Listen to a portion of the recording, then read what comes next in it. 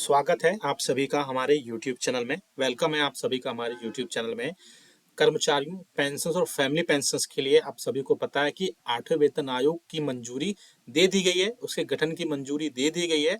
अब उसमें आगे क्या होगा, आपने बहुत सारे वीडियोस भी देखे होंगे यूट्यूब पे, न्यूज़ भी आर्टिकल भी पढ़ी होगी, लेकिन हम आपको वो बताने वाले हैं जो फर्स्ट सीपीसी से लेकर के 7 सीपीसी में क्या फिटमेंट फैक्टर रहा, कितने परसेंट इंक्रीज हुआ, कितना मिनिमम पे था। साथ ही साथ 3 अलग अलग सिनेरियो बताएंगे जिन पर गवर्नमेंट विचार कर सकती है।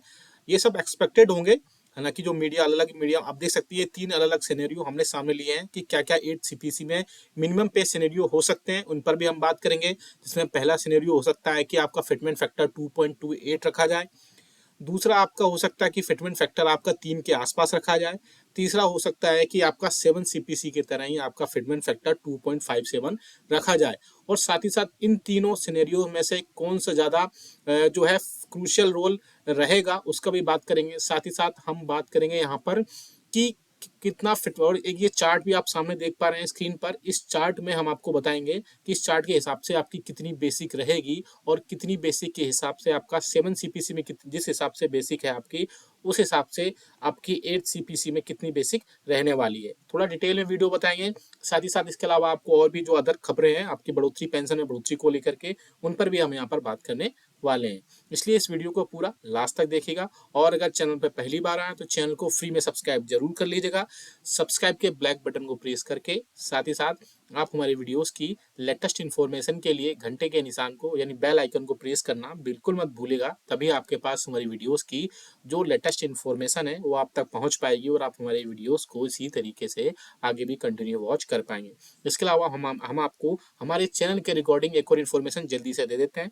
बहुत सारे पेंशनर्स ऐसे हैं जो हमसे बात करना चाहते हैं, डायरेक्टली जुड़ना चाहते हैं, क्योंकि उनकी बहुत सारी प्रॉब्लम्स हैं, समस्याएं, या उनकी वेलफेयर से रिलेटेड उनको पेंशन सही और या फिर उनके जो एरियर ग्रेचुटी वगैरह नहीं मिल पा रही है, तो आप हमसे डायरेक्टली जुड़ सकते हैं। आप सामने स्क्रीन पर भी देख पा रहे हैं कि हमसे कितने लोग जुड़ चुके हैं और अपनी समस्या सॉल्व करवा चुके हैं। तो आप भी मात्र आपको करना है सब्सक्राइब करिए। सब्सक्राइब करने के बाद राइट साइड में ज्वाइन बटन है, उस पर क्लिक करिए वहां से, और 29 रुपए का मात्र पेमेंट करना है और आप 1 मंथ के लिए आप हमारे प्रीमियम सब्सक्राइबर बन जाएंगे। और आप वहां से कोई भी समस्या, आपको कोई भी क्वेश्चन कमेंट बॉक्स में लिखेंगे, विद इन 15 मिनट के अंदर आपकी जो भी समस्या होगी आपको वहां से बात हो जाएगी और समस्या आपकी सॉल्व कर दी जाएगी।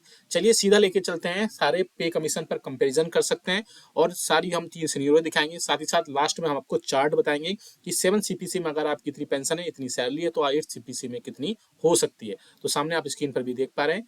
द मिनिमम पे ऑफ प्रीवियस पे कमीशन की बात करेंगे, जिसमें अलावा हम फर्स्ट पे कमीशन से 8 पे कमीशन की जो हमने चार्ट देख सकते हैं, चार्ट यहाँ पे अवेलेबल है, जिस पर हम बात करेंगे।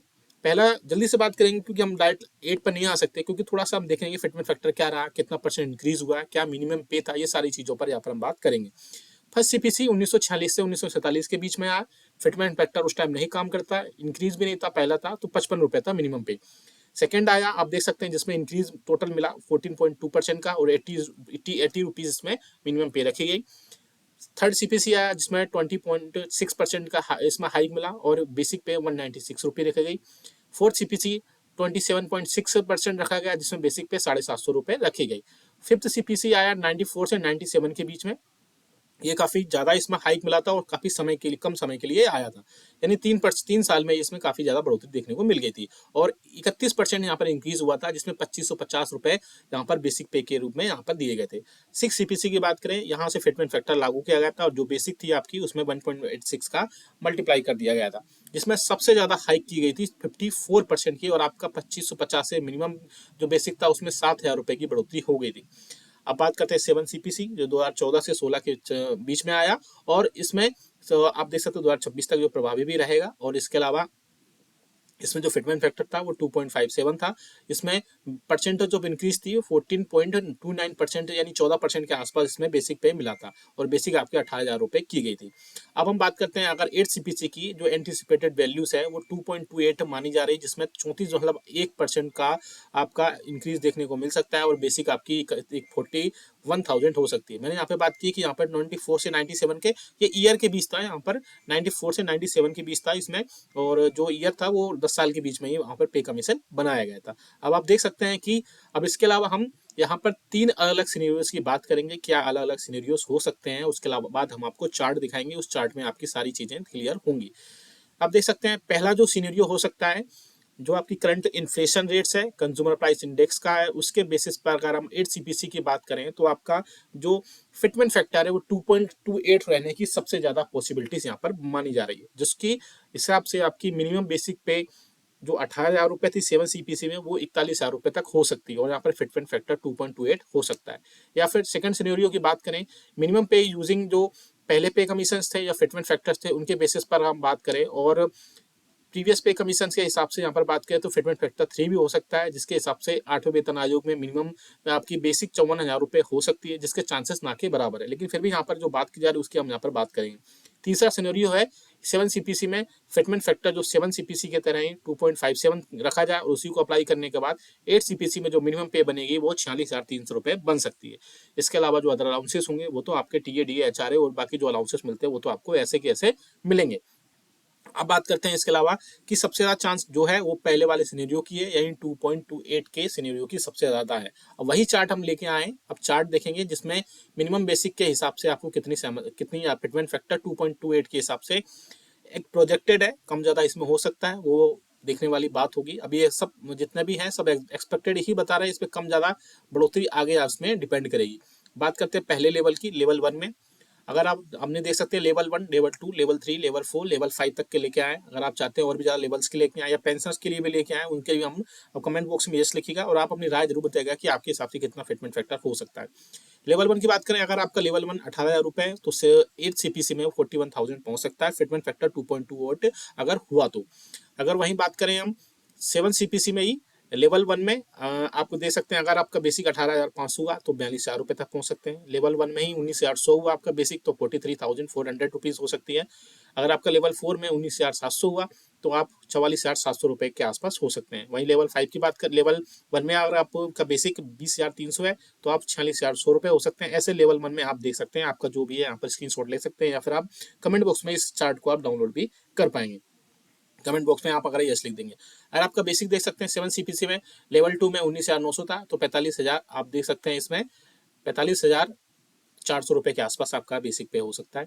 20,500 की बात करें तो 46,700 रुपये हो सकता है। अगर यहाँ पर आप देख सकते हैं 21,100 रुपये तो 48,100 रुपये हो सकता है।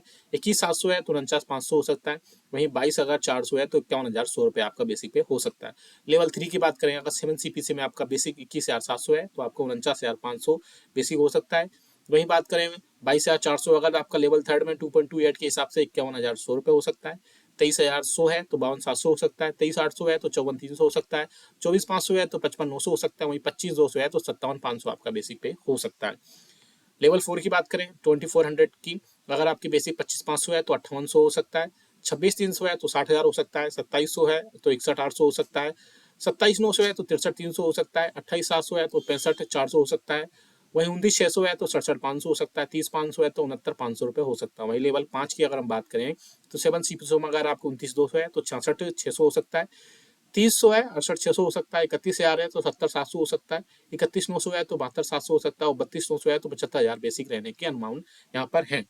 तो ये चार्ट बड़ा इंपॉर्टेंट है। अब बात करते हैं कि फिटमेंट फैक्टर के बारे में बात हो चुकी है, अब बात करते हैं कि गठन इसका कब तक होगा।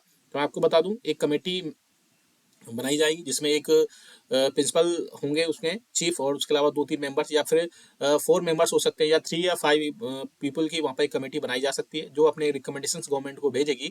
हो सकता हो 5-6 महीनों में, और इसके अलावा फिर वो कमेटी जब जो रिकमेंडेशंस गवर्नमेंट देगी उसमें गवर्नमेंट होने के बाद गवर्नमेंट उसमें क्या क्या अप्रूव करती है उसके बेसिस पर ही वहाँ पर चीज़ें हो सकती हैं और आपका फिटमेंट फैक्टर निकल कर आएगा और उसी हिसाब से आपकी मोस्ट प्रोबेबली चांसेस है कि आपकी 1 जनवरी 2026 से आपको 8वां वेतन आयोग के हिसाब से सैलरी और पेंशन देखने को मिल पाए।